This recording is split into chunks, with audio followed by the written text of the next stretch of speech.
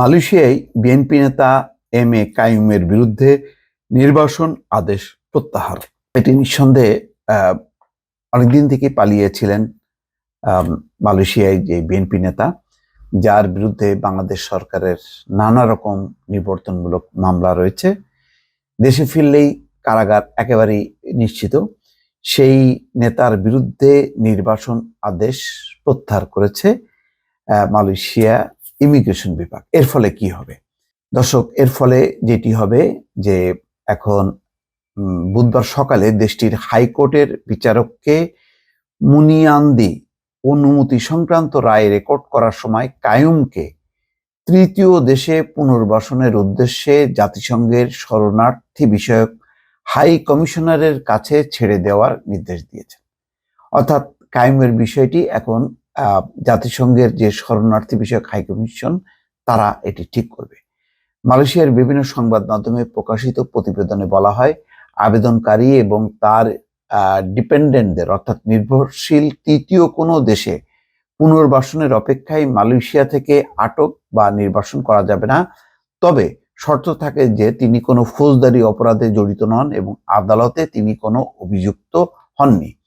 তৃতীয় কোনো দেশে পুনর্বাসন প্রক্রিয়া সম্পন্ন হওয়ার পর আবেদনকারীকে অবশ্যই একটি যথাযথ সময়ের মধ্যে দেশ ত্যাগ করতে পারবেন, মানে দেশ করতে হবে তাকে।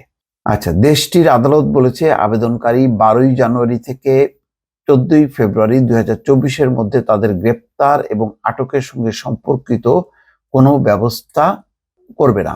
গত 18 জানুয়ারি একই আদালত বাংলাদেশ জাতীয়তাবাদী দলের নেতা এম এ কাইয়ুমের বিরুদ্ধে নির্বাসন আদেশের উপর স্থগিতাদেশ মঞ্জুর করেন। সেই সময় তিনি মালয়েশিয়ার পুলিশ এবং বাংলাদেশি গোয়েন্দাদের যৌথ অভিযানে গ্রেপ্তার হয়েছিলেন।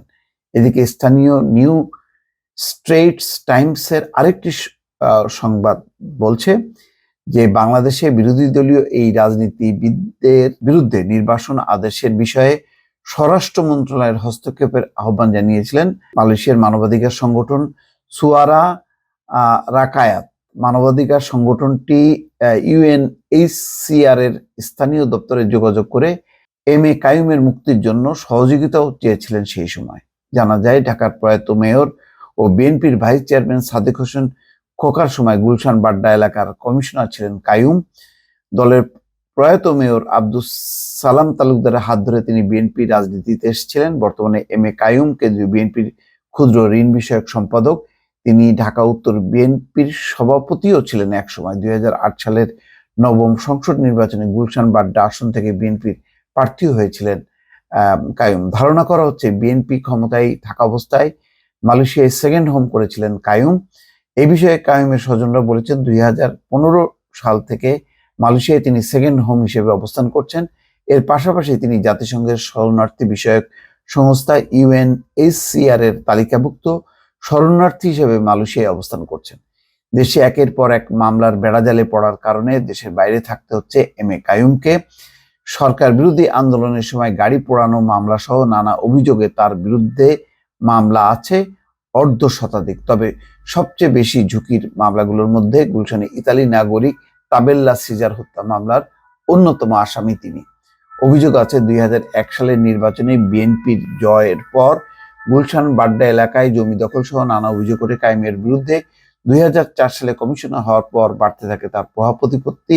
স্থানীয় এক আওয়ামী লীগ নেতার সঙ্গে হাত মিলিয়ে গড়ে তোলেন আবাসন প্রতিষ্ঠান স্বদেশ প্রপার্টিজ। একাদশ সংসদ নির্বাচনে কাইয়ুমের আসনে মনোনয়ন দেওয়া হয় স্ত্রী শামীম আরাকে। শুরুতে কয়েকদিন মাঠ গরম করলেও নির্বাচন আগ মুহূর্তে খুব একটা সুবিধা করতে পারেননি তিনি।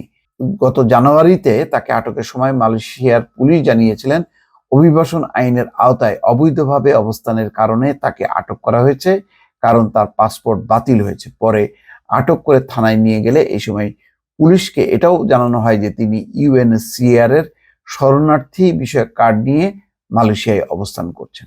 যাই হোক, এখন আপাতত হয়তো মানে কাইয়ুম নিষ্কৃতি পেলেন। তিনি জাতিসংঘের একটা তত্ত্বাবধানে থাকবেন এবং তৃতীয় কোনো দেশে হয়তো চলে যেতে পারবেন। সেই সুযোগটা অন্তত তিনি অর্জন করতে পেরেছেন। দর্শক, ভালো থাকবেন। আল্লাহ হাফেজ।